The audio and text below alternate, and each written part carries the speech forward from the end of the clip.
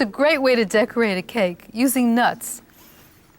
Lightly toasted, either walnuts or pecans are just great, but when you chop them, you always end up with flour. And everybody always says to me, well, why do the cakes in the pictures in the magazines always look so beautiful with coarse nuts on the side? And when we do it, we get all this dusty looking stuff. Here's what they do in the bakery and for the photographs.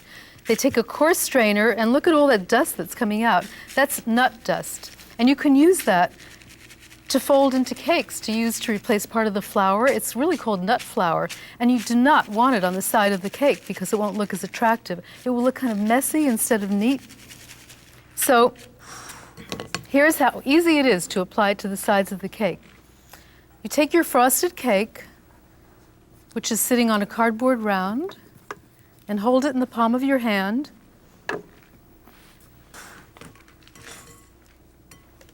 And hold it over the nut bowl. And then just cup some nuts in the palm of your hand, tilt the cake slightly in, and gently press it into the side of the frosting. And this way, if you haven't perfectly evenly frosted the side, the nuts completely hide any little dents or bubbles or anything that you were sorry you had there. Plus, they look really beautiful. They add textures to the cake, and walnuts particularly, or almonds, blend very well, for example, with this chocolate cake. Pistachios, any nut that you like is really delicious. But I always toast it, not too much, maybe 7 minutes at 350, because that brings out the flavor. If you toast it till it starts getting dark, it gets bitter. And there we have it.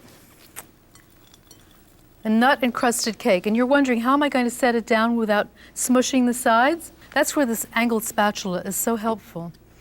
Because I set down one side and then I lift the other with the spatula, gently set it down, and pull it out. And probably the thing to do would be to put it on a decorative serving plate at this point, but I could lift it up and do the same thing again if I wanted to transfer it.